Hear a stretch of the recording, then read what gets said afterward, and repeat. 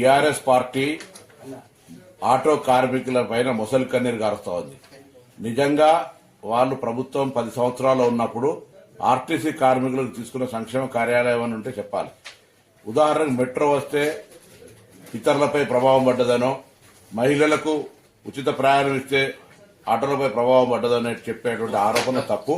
మేము ఎక్కడ కూడా బస్సు ప్రయాణికుల ఇంటికి వెళ్లడం లేదు. బస్సు గతంలాగానే బస్టాండ్ నుంచే పోతా ఉంది. ప్రజలు ఇంటి దగ్గర నుంచి బస్టాండ్కి రావడానికి ఆటోలు వాడుకుంటా ఉన్నారు. అవును, ఎన్నికల హామీ మేము 12,000 రూపాయలు సంవత్సరానికి ఇస్తామని చెప్పినాం. మీ నిర్వాహకం వల్ల, ఆర్థిక సంక్షోభం వల్ల ఈ సంవత్సరం ఇవ్వలేకపోయినాం. భవిష్యత్తులో తప్పకుండా ఆటో కార్మికులు ఆదుకునే బాధ్యత మా ప్రభుత్వానికి ఉన్నది.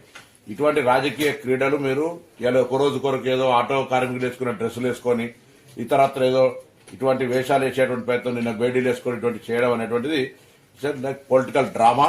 అటువంటి చేయకండి. నిజంగా మీరు ఏమైనా చిత్తశుద్ధి ఉంటే నేను అడుగుతా ఉన్న టీఆర్ఎస్ రిజిస్ట్రేటర్ పార్టీ కావచ్చు, టీఆర్ఎస్ పొలిటికల్ పార్టీ ఎన్నడైనా ట్రాన్స్పోర్ట్ మినిస్టర్ కు ఆటో కార్మికుల మీద ఈ డెమోక్రసీలో ఈ సమస్యలు రిప్రజెంటేషన్ చేసిరా? వెనుకటి కూడా సామధాన భేద దండ అంటారు.